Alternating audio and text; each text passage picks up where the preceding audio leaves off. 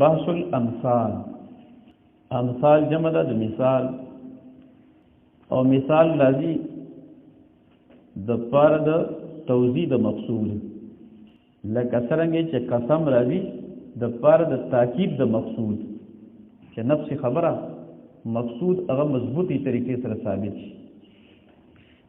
نو مثال لازم د پاره د توضیح د مقصود، چې مقصود واضح شي، خبره کلاو شي، د ارچا سمجھ تورکوز شي. او د مثال د غرض و غایا قرآن مجید کې په خپل الله تعالی ذکر کړی دا، وتلک الامثال نضربها للناس لعلهم يتفکرون. مثالونه الله تعالی وی بیانو دې لپاره چې خبره باندې خلک پوه شي، په دا کې د غور او د فکر ماده پکې پیدا شي. لعلهم يتفکرون، تفکر او تدبر ال پیدا کیږي چې نفس سمجھ راشي، چې دای په خبره پوه شي، خبره په کولاو شي، او دای مزید په غي باندې غور او سوچ او فکر وکړي. د دې وجه نه چې کوم علما حضرات خبره مثال سره کوي، عوام دغه په خبره باندې خپوي. تبلیغي بزرګانو د مشرانو د بیانات ته باندې خو ولي چې مثالونه زیات دي، عوام سمجھ ته راشي. نو مثال سره خبره سمجھ ته راځي. نو قرآن مجید په موقع باندې د توضیح د مرام او د توضیح د مقصود د پاره مثالونه بیانوي. لکه سوره بقره کې ابتدا کې ورش مثلهم کمثل الذی استوقد نارا، یو مثال. او بیا ورپسې باندې لږ باندې او کصیب من السماء فيه ظلمات ورعد وبرق، دا د مثال. او دې مثالونو سره مقصود سره پوره تفصیل خو بیا ته بیانو عمومي اعتبار سره. نو هغه توضیح ده د صفاتو د منافقانو، چې د منافقانو پوزیشن واضح شي چې دای څه پوزیشن کې کم صفات. یا سوره الجمعه کې مثل الذين حملوا التوراة ثم لم يحملوها كمثل الحمار يحمل اسفارا. الذين حملوا التوراة مراد څوک دي؟ په تورات عالمان، په تورات باندې مکلف خلق.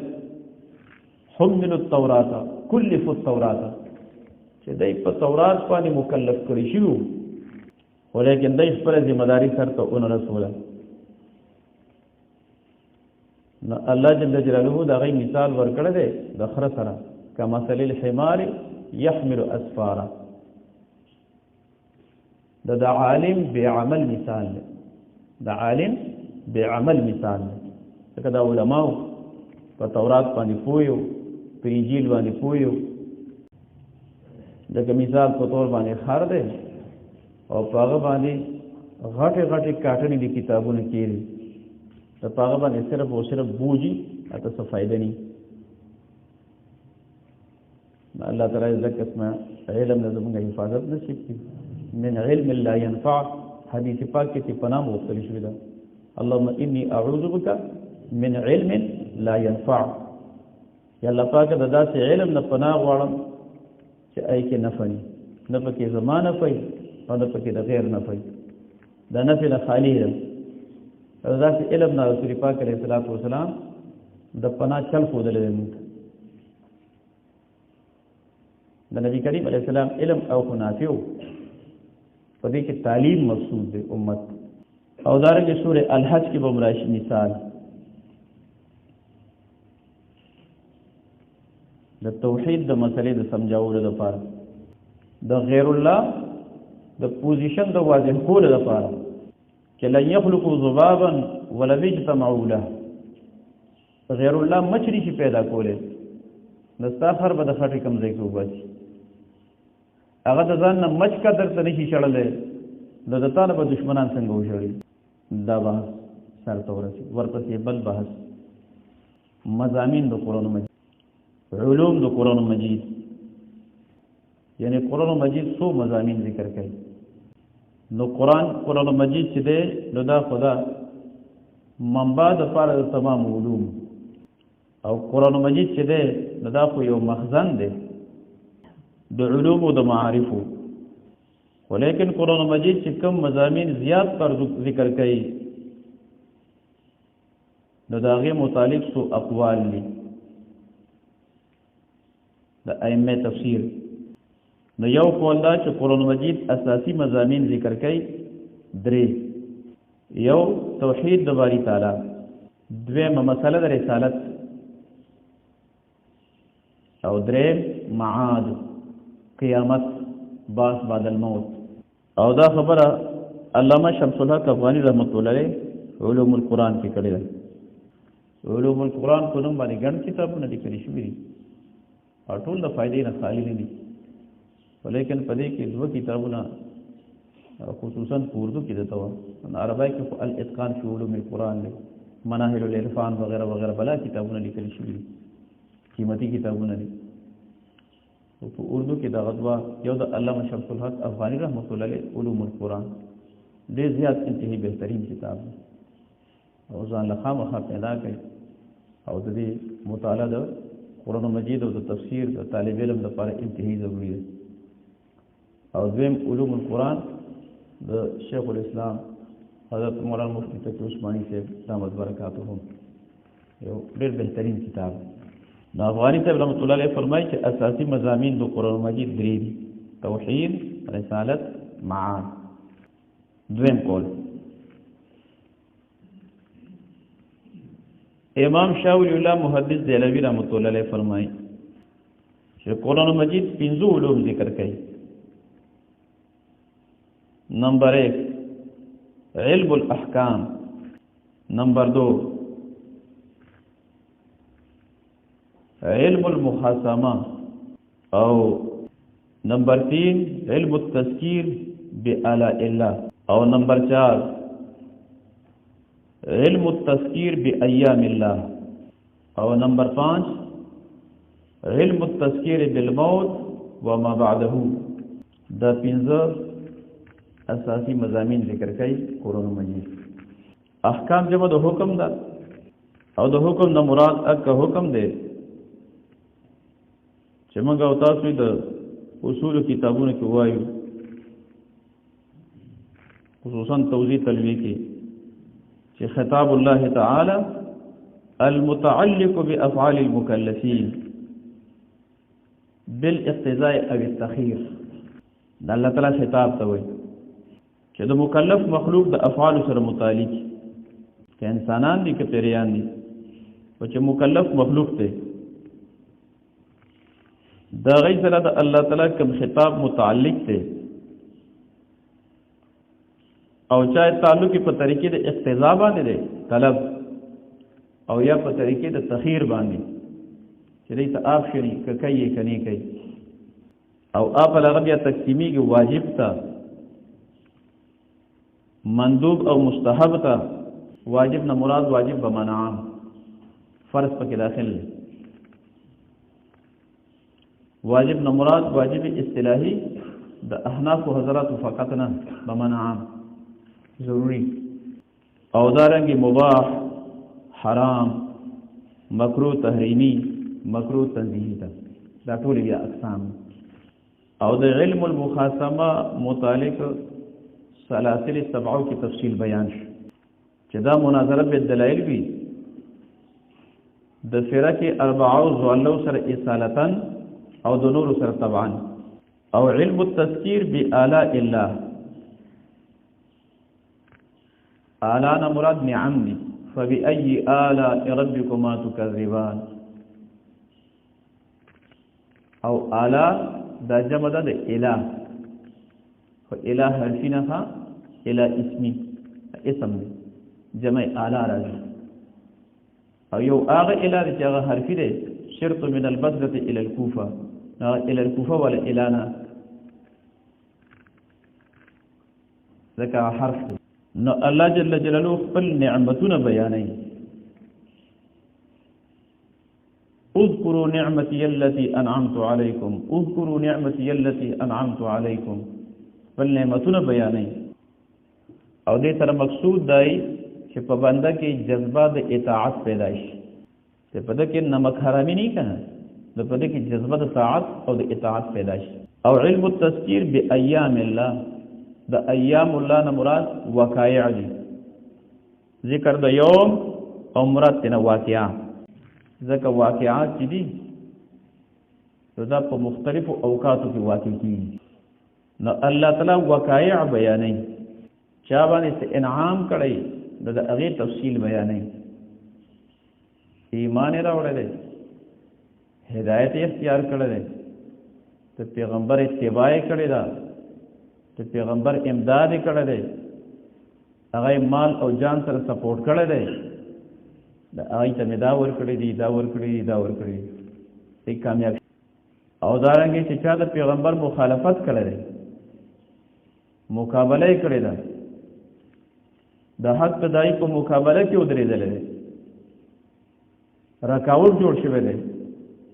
نه یې سره مې داسې کړي دي، داسې کړي دي، داسې کړي دي، ناکامه شوي دي.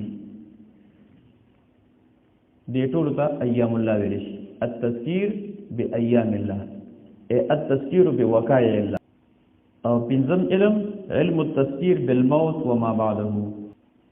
تذکیر بالموت، مرګ را روان دی، د دنیا نه تګ دی، وما بعده د مرګ نه وروسته چې سره روان دي کوم مراحل دي، لکه حشر جسمانی، نشر، حساب د اعمالو او طلع د اعمالو، وزن د اعمالو، جنت، جهنم، دا ټول بیانوي. دا د تذکیر بالموت و بما بعده. بل کول د مضامینو متعلق امام غزالی رحمت الله علیه فرمای قرآن مجید 4 مضامین بیانوي. نمبر 1 علم الاصول، نمبر 2 علم الاحکام، نمبر 3 علم القصص، او نمبر 4 علم السلوک. علم الاصول د اصول نه مراد اصول فقه نه بلکې اصول د دین، عقاید، لکه توحید شو، رسالت شو، صداقت تو قرآن شو، معاد، بعد الموت، دا بیانی. او علم الاحکام، احکام مراد هغه تفصیل دی چې د شاه ولی الله محدث دهلوي رحمت الله علیه د قول په تفصیل کې بیان شو، حلال، حرام، جائز، ناجائز، فرائض، واجبات، سنت، مستحب، مکروهات. او علم القصص نه مراد قصص د انبیاء کرامو او د سابقه امتونو د غي واقعات د عبرت په تور باندې چې رستنی خلق د دینه عبرت حاصل. علم السلوک، احسان او تزکیه، ځان صفا کول، د الله سره تعلق پیدا کول. اصل د سلوک د تزکیه او د احسان هغه څه دی؟ هغه د القطع عن الغیر وتبتل الیه تبتیلا. بنده مخلوق پریری الله تعالی سره خپل تعلق جوړ کړي. مخلوق پریری ځانا مثال په تور باندې رشتہ داری پریری او ناجایز دی. چې پلار د زوی سره تعلق پریری، زوی د پلار سره تعلق پریری، خزه د خاوند سره تعلق پریری، خاوند د خزه سره تعلق پریری. په تعلقات کو پالل پکاري او صله رحمی ده نه یقین د الله جل جلاله په ذات باندې کول. د قرآن مجید د مضامینو متعلق مجید 3 مضامین ذکر کړي. یو اصلاح العلم، چې نظریه درست شي، ذهن برابر شي، فکر او نظریه برابر شي. اصلاح د فکر کوي، صالح فکر، صالح نظریه، صحیح عقیده باندې تور کوي. او دویم مضمون اصلاح العمل، د عمل اصلاح کوي. دریم مضمون الترغیب والترهیب، ترغیب رغبت ورکول ته ویل شي، دا کار کول پکار دي، دا کول پکار دي، دا کول پکار دي، او کدا کار دی وکړه دا به ته ملو شي، دا به ته ملو شي، دا به ته دنیا کې ملو شي، دا به ته آخرت کې ملو شي. او ترهیب د رهبت نه دی یره ورکول داونه کې کدا دیو کدا سزا برته ملو شي دنیا کې به سزا ملو شي آخرت کې به سزا ملو شي نو درې څه ذکر کوي یو اصلاح العلم او دویم اصلاح العمل او دریم الترغیب والترهیب بلکل امام رازی رحمت الله علیه فرمای قرآن مجید ضرور مضامین ذکر کوي او دا خبره امام ربانی مجدد الفسانی رحمت الله علیه مکتوباتو کې ذکر کړی دی نو هغه ضرور مضامین دي یو خالقیت ته الله تعالی چې خالق لكل شی د الله جل جلاله ذات دی او دا مضمون ذکر د سوره فاتحه نه د بقره نه وخت تر سوره انعام پورې یعنی د مائده تر اخره پورې سوره انعام نه بیا بل مضمون شروع کی او دې مضمون ربوبیت چې رب لكل شی مربی لكل شی د الله تعالی ذات تربیت الله تعالی کوي پرورش الله تعالی کوي او دا مضمون د سوره انعام نه واخلي تر سوره کهف پورې یعنی د سوره کهف نه چې کوم مخکې سورته ده دغه تر اخره پورې او دریم مضمون برکت خیر ته ویل شي القاء الخير الالهي في الشيء یو شی کې الله تعالی کوم خیر اچي کوم نفع اچي دغه خیر او نفع ته برکت ویل شي خیر او نفع ورکون کې د الله جل جلاله ذات او دا مضمون د سوره کهف نه واخلې تر سوره السبا پورې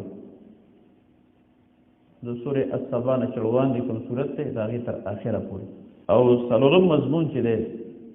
د هغه د قیامت او نفي د شفاعت قهري چې قیامت دانه چې بس ارث دلته کې ختم شو خبره لاړه ختم شول نه د انسانانو د پیریان د دوباره پیدا کول شي او نفي د شفاعت قهري چې د الله تعالی په مقابله کې د جبر او د زور او د مجبورۍ شفاعت نشته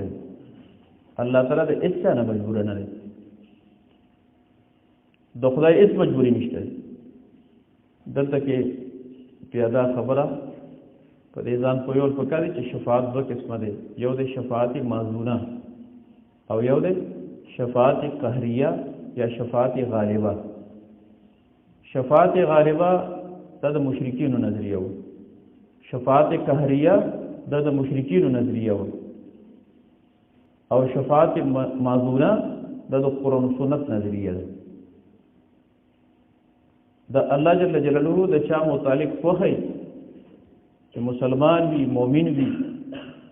ګناګاری د بعضی ګناهونو د جرایمو په بنیاد باندې هغه د جهنم مستحقي او د الله خوخی کې دې راوځي او دې جنت ته لاړ شي دا غي د پربا انبیاء کرام شفاعت کوي قرآن مجید به شفاعت کوي شهید به شفاعت کوي حافظ بچي به شفاعت کوي په دې باندې وروځي د الله تعالی په اجازه باندې د خدای په اجازه باندې دا څنګه کده خدای خوخی کنه خوخی او دې ته چې سره به جنت ته ځي به جنت ته ځي دا شفاعت قهریه ده د شفاعت قهریه د نظریه غلطه ده د مشرکین نظریه و او شفاعت ماذونه د اهل اسلام نظریه ده ځکه غیبوي موږ د غیر الله کی عبادت کوو ما نعبدهم الا ليقربونا الى الله زلفا من چې د دې الها او باطلو عبادت کو دای خوشاله شي او چې دای خوشاله شي د بیا که د خدای خوښي کنه خوښي موږ به جنت ته ځو موږ کامیاب دا نظریه د مشرکین وو هؤلاء شفعاؤنا عند الله دا زموږ د الها چې دي دا د الله تعالی په نسبت باندې زموږ الها دي دا زموږ شفاعا دي د دې شفاعت د مقبول لې پښتو د بنات الله وی پای کوم د نظریه و محرکه په کې دغه نظریه و لکه څرنګه پلار د لور نه مجبورې لور ورته دا کار وکړه دا کار کنه کې چې یو الټیمیټم ورکړي پلار دې هغه سر کته کړی وایي ته اونې دي بل پر لاړ شي دا و سر سکے مجبورې د فرشتو ته ودی بنات الله چې خدای د دینه مجبور دی معاذ الله الله پر دې انسان مجبور دی هغه د جبرئیل نه مجبور دی نه د میکائیل نه مجبور دی نه د انسانانو نه مجبور دی نه د پیریانو نه مجبور دی نه د فرشتو نه مجبور دی دا ایس مجبوری نشته دی هغه حاکم علی الاطلاق څنګه او وړي نو اکه شانتي کولی شي شفاعت قهری دا د مشرکین نظریه و قرآن مجید بدا نظریه دا مسترد کوي او د دې په مقابله کې شفاعت مازونه الا باذن دا بځای په ځای راځي دا د قرآن مجید نظریه ده او دا د سوره السبا نه واخلي د قرآن مجید تر اخره پورې دا دواړه خبرې به ذکر کیږي یو قیامت او بل نفی د شفاعت قهری د مضامین متعلق یو بل کول قرآن مجید اساسی تو دو مضامین ذکر کړي یو تجرید النفس عما نهى الله عنه تجرید النفس عما نهى الله عنه او بل توصیف النفس بما امر الله به لمبنه مضمون خپل ځان د هغه سيزونو نه د هغه صفاتو نه د هغه خبرو نه خالی کول صفا کول ستر کول چې الله تعالی د هغه نه منع کړی د منهیاتنا د معاصینا د ګناهونو نه د خرابو صفاتو نه د خرابو خبرو نه ځان صفا کول شرک ته کفر ده بدعت ته او دارنګي تکبر ده نور باطنی امراض حسد چغلی غیبت حرام خوری رشوت خوری چې کم کم ګناهونه دي زنا لیواتت نور بلاړي ګناهونه نو تجرید النفس عما نهى الله عنه او دویم توصیف النفس بما امر الله به چې خدای د کوم خبرو حکم کړی ځان پاغي باندې موصوف کول ځان پاغي باندې موصوف کول ځان پاغي باندې راوستل بالفاظ دیگر تخلیه عن الرذائل او تحلیه بالفضائل خراب صفات دي د هغه تخلیه د هغه ازاله او چې کوم خولي صفات دي خصفات دي نو هغه خو صفات سره ځان مزین کول بل کول علوم القرآن کې شیخ الاسلام مفتی تقی عثمانی سے فرمائے قرآن مجید سلور عنوانات ذکر کئی سلور مضامین ذکر کئی اساسی طور یو عقائد د عقایدو کې د غټولې خبرې شامل دي توحید د باری تعالی مسألہ د رسالت مسألہ د صداقت تو قرآن مجید مسألہ د بعث بعد الموت او دویم احکام او درین قصص انبیاء کرام قصص سابقه او سلورم امثال مثالونه ذکر کړي کلوان دې کې تیر شو د فرض توضیح د مقصود بل قول چې قرآن مجید و مضامین ذکر کړي امام علوسی رحمت الله علیه دغه حدیث پاک چې انزل القرآن على 7 احرف د هغه په ځل کې ذکر کړي د احرف نه څه مراد ده د پای کې لا بلا تفصیل ده بعض حضرات کوئی چې دا تو هغه احادیث مبارکو کې داخل دي چې هغه ته متشابهات الاحاديث ویل شي څنګه چې متشابهات القرآن دي نو دا په متشابهات الحديث کې داخل دي بس په دې باندې الله کوي د الله پیغمبر کوي چې د 7 احرف نه سمورا او باجی وای د 7 احرف مراد و قراءات دي بیا پاره اشکال لري چې قراءات متواتره کو اشاره دي لس او باندې وای د دې نه مراد و لغات دي لغات فصیحه دا قول زیات راجح دی نو په دې کې یو قول دا دی چې د احرف نه مراد معانی دي ذکر د احرف مراد نه معانی نو انزل القرآن على 7 احرف اي على 7 معاني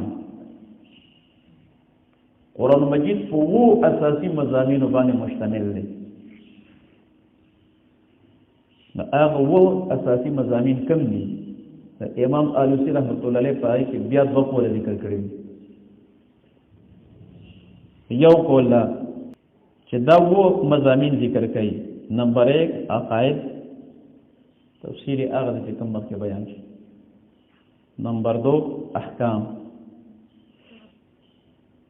نمبر 3 اخلاق نمبر 4 قصص 5 وعید تخویف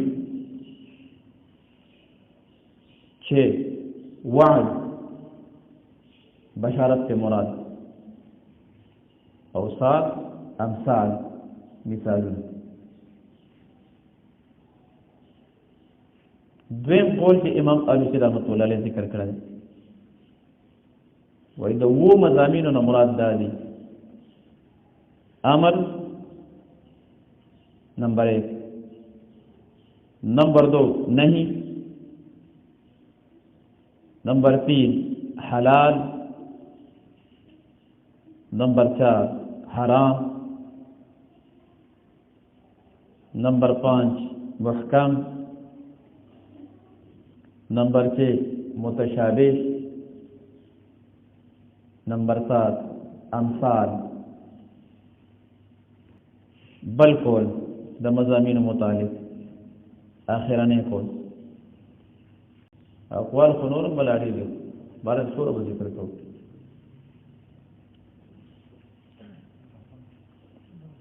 ها انا هم دې صحیح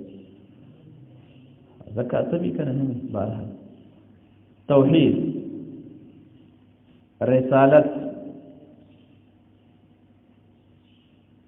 قیامت تخویف بشارت احکام او جهاد فی سبیل الله او انفاق فی سبیل الله اقوال شو ټول نه شو نو بس لسمه ته بیان کوم اذا او بشر کا اشاره کامله ده چې په دې اقوالو کې هیڅ تضافر نشته دا تکرار ته وباسي نو ټول جمع کوي چې سورې جوړیږي ها په دې اقوالو کې څه نشته هیڅ تضافر نشته هیڅ تصادم نشته هیڅ تکرار نشته دا ټول د قرآن مجید مضامین دي چې دا کوم بیان شو چې په تکرار راځي تکرار تکرار کوي ځان درال بیا دې سره یو خبره بل اکثر تفسیر کې استعمالي احکام انتظامیہ یا امور انتظامیہ او احکام سلطانیہ یا امور سلطانیہ دا اصطلاح به استعمالي د امور انتظامیہ نو مراد هغه امور دي چې هغه سره د مسلمانانو په معاشره کې باهمي نظم او ضبط پیدا کیږي چې دا خیال ساتل شي هغه په عمل کې راوستي شي د مثال په تور باندې حقوق د زوجیت شو مہر دی د شریعت حکم دی خاون له پکار دي چې خزه ته مہر ورکړي چې د دې مطالبه د مہري لکه د مہر ورکړي جګړه بني اتحاد وي اتفاق وي او کله د مہر ورکول نه انکار کوي چې سره به اختلاف پیدا کیږي، نزاع پیدا کیږي. پر مثال په تور باندې او دارنګي نفقه شو، دا چې کومه نفقه ده معروفه نفقه ده هغه ورکول. کله نفقه ورکړي د جنگ جګړه باندې، او که نفقه نه ورکړي د خاندانی ټول جنگ جګړې به پیدا کیږي، اتحاد به ختميږي، اتفاق به ختميږي. او دارنګي سوکنا نو مولانا حسین رحمت الله علیه دې قسم احکام ته امور انتظامیه وایي، او عام مفسرین حضرات دې ته وایي تدبیر منزل. په حکمت کې چې کومه اقسام جوړیږي کنه، تدبیر منزل د دې امور تعلق د خاندان سره دی، د کور سره دی. خاندانی ژوند کې دې سره اتحاد او اتفاق. او دویم شی احکام سلطانیه، هغه احکام چې د غیر تعلق د بادشاہ او د رعیت سره، چې د بادشاہ لپاره د کوم امور خیال ساتل پکار دي، عدل له انصاف ته، حقدار په حق رسول دي، ان تؤدوا الامانات الى اهلها. نو قوم به خوشاله ورونو ته بنه راوړي، مارچونه بنه کوي او جلوسونه بنو باسي، ای به مطمئن او خوشاله وي. او رعیت ته چې کوم امور متوجي دي چې حاکم دی د قرآن و سنت پرانا کې هغه د عدل او د انصاف نه کار اخلي، ته به اتباع کې پتا باندې اتباع لازم ده. ته بغاوت نه کې، ته به سرکشي نه کې، ته به نافرمانی نه کې. د دغه قسم امور ته ویل شي امور سلطانیه. مولانا حسین صاحب رحمۃ اللہ علیہ او زموږ استاد صاحب حضرت قایص صاحب رحمۃ برکاتهم د دینه په تعبیر په امور سلطانیه په احکام سلطانیه باندې کول. او عام مفسرین حضرات او حکما حضرات دې ته وایي سیاست مدینه او سیاست مدنی. هدایت الحکمت په پړاول پای کې دا مضمون راځي. طالبان وجبه خلک چې دې ته کوم شیخه تفصیلا بیان کړي کله کله دغه اولټ لیکي. نو پای کې دا وضاحت ما په پورو کو چې د سیاست مدنی او د سیاست مدینه نه دا مراد دي چې د رعیت او د بادشاہ په خپل مسلک امور دي د دې ته ویل شي. او یې مثالونه سره به سمجاو. د جبیا پرچه کې د غزا راغی ان بعض ملګرو په کې لیکل چې د سیاست مدنی نه مراد شیخ الاسلام والمسلمین حضرت مولانا حسین احمد مدنی رحمۃ اللہ علیہ سیاست. نو چې مدنی صاحب رحمۃ اللہ علیہ نو پیدا چې سیاست مدنی دې څه دی. دا مدنی صاحب رحمۃ اللہ علیہ خو لږ وخت چې تیر شوی او دا تقسیم په کتابونو کې د مخکې نه موجود دی. سیاست مدنی یا سیاست مدینه، تدبیر منزل، تهذیب الاخلاق. نو چې حضرت مدنی صاحب رحمۃ اللہ علیہ نو موجود، دا به پیشن ګویا په تور باندې تقسیم کړو. نه دا سیاست مدنی نه دا مراد نه بلکې چې هغه د مدینی سره د یو ملک سره کوم امور متعلق دي چې څه د بادشاہ سره متعلق دي او څه د رعیت سره متعلق دي، د دې ته ویل شي. او درې قسم امور دي امور مصلحه. امور مصلحه د پاره د اصلاح د ظاهر او د باطن، شخصي اصلاح وسره د بندوش، شخصي اصلاح د ټیک ټاک لکه موس د دې سره اصلاح د ظاهر او د باطن کی روزه شو، د سره اصلاح د ظاهر او د باطن کی د یو فرد زکات، حج، د سره ذاتی اصلاح د هر یو فرد کی.